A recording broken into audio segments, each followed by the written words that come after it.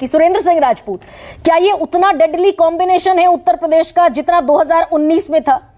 BSP Mayawati दलितों की इकलौती बड़ी नेता उत्तर प्रदेश में, समाजवादी पार्टी 19% प्लस 19%, लगभग 38% के वोट बैंक के साथ फाइट की तो 15 सीटें आई।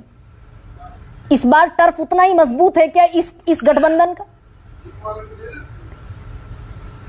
बहुत शुक्रिया गरिमा, उससे कहीं ज्यादा मजबूत है इस बार, क्योंकि भारतीय जनता पार्टी के 10 साल हो चुके हैं और इन 10 साल में हर झूठ, हर छल, हर कपट, हर प्रपंच जनता ने पकड़ लिया है। ये गठबंधन हमारा नहीं, ये गठबंधन जनता का है। जनता आज की डेट में, हमारा गठबंधन जो जनता के साथ में, उसमें बेरोजगार हमारे साथ में है। अग्निवीर जैसी योजनाएं जो भारतीय जनता पार्टी बेरोजगारों के खिलाफ आई है, उनके खिलाफ वोट पड़ेगा। महंगाई जो 75 रुपए का तेल 250 रुपए कर दिया भारतीय जनता पार्टी ने, उसके खिलाफ वोट पड़ेगा। चीन की जो सीमाएं 4000 किलोमीटर का अतिक्रमण लद्दाख में हुआ, डोकलाम जैसी चीजें भूटान के हाथ से चली गई हैं, उसके खिलाफ वोट पड़ेगा।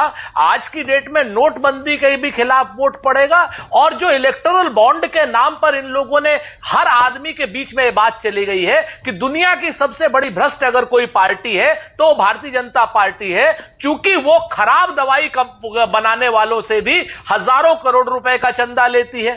वो सुरेंद्र राजपूत, मुझे उत्तर प्रदेश का थोड़ा गणितीय समझाइए। एक सेकंड, मुझे उत्तर प्रदेश में मुझे सिर्फ मात्र 2 सीटों का अगर गणित समझा पाए आप, तो मैं समझूंगी कि कांग्रेस विन विन सिचुएशन में है। रायबरेली और अमेठी, कल राहुल गांधी ने कहा हाईकमान कहेगा तो अमेठी से चुनाव लड़ूंगा, और रायबरेली जयराम रमेश ने संकेत दिया था कि प्रियंका गांधी चुनाव लड़ सकती है। और इन 2 चेहरों पर स्पेशली इसलिए बात कर रही हूं क्योंकि ये आपके काडर को संजीवनी देने के लिए जरूरी है, और इससे आप भी इत्तेफाक रखेंगे। इस पर फैसला होना चाहिए। आपको 2 चीजें बड़ी स्पष्ट बिल्कुल होनी चाहिए हमारी। जैसे अभी शिवम ने कहा, हम शिवम की तमाम बातों से सहमत नहीं, लेकिन एक बात से सहमत है, ये हमारी रणनीति, हमारा फैसला है कि कब हम उनको, किसको वहां पर वो करेंगे। और एक एक कांग्रेस का कार्यकर्ता चाहता है कि अमेठी और रायबरेली में श्री राहुल गांधी जी और प्रियंका गांधी जी चुनाव लड़े, और हमें पूरी उम्मीद है कि वो कार्यकर्ताओं की इस भावनाओं को सम्मान देंगे। अब यहां पर देखिए बहुत स्पष्ट है, कब घोषणा करेंगे ये कांग्रेस का आंतरिक मामला है। मैं आपको बता दूं, कांग्रेस पार्टी 80 की 80 सीटों पर चुनाव लड़ रही है। पहले फेज में जो 8 सीटें हैं, आप वहीं की, हमारे यहां की हैं, शामली की। आपको मालूम है कि आज की डेट में सहारनपुर हम जीत रहे हैं, कैराना हम जीत रहे हैं, मुजफ्फरनगर हम जीत रहे हैं, पीलीभीत हम जीत रहे हैं, बिजनौर हम जीत रहे हैं, और नगीना भी हम जीत रहे हैं। आपके सामने बहुत क्लियर कट पोजीशन है, क्योंकि पश्चिम उत्तर प्रदेश में जिस तरीके से आंदोलन उठे हुए हैं, पश्चिम उत्तर प्रदेश में जिस तरीके से भारतीय जनता पार्टी के खिलाफ तमाम लोगों ने, सामाजिक लोगों ने आंदोलन उठा रखे हैं, वो अपने आप में शोचनीय विषय है। आज तक हमने कभी नहीं देखा योगी आदित्यनाथ जी को सहारनपुर जैसी जगह में 5 दिन में 5 बार गए योगी आदित्यनाथ जी। 5 दिन में 5 बार। ये अपने आप में भारतीय जनता पार्टी की घबराहट भी बता रहा है, एक बात। और जो दूसरी बात मैं कह रहा था कि भारतीय जनता पार्टी 2024 में एक महाभ्रष्ट पार्टी के रूप में आई है आपके सामने, चूंकि इन्होंने हर उस शख्स से चंदा लिया जो कहीं ना कहीं आरोपी है। हर उस शख्स को इन्होंने मंत्री, मुख्यमंत्री और उप मुख्यमंत्री बनाया जो 70 हजार करोड़ के आरोपी, चाहे वो अजीत दादा पवार हो, चाहे हेमंत बिश्व शर्मा साहब हो, चाहे वो हसन मुश्रीफ सुरेंद्र राजपूत, मैं यूपी पर ले आती हूँ, नहीं यूपी पर लाती हूँ। सुरेंद्र राजपूत, मुझे ये बताइए उत्तर प्रदेश में ताकत क्या है आपकी? स्ट्रॉन्ग पॉइंट क्या है कांग्रेस का उत्तर प्रदेश में?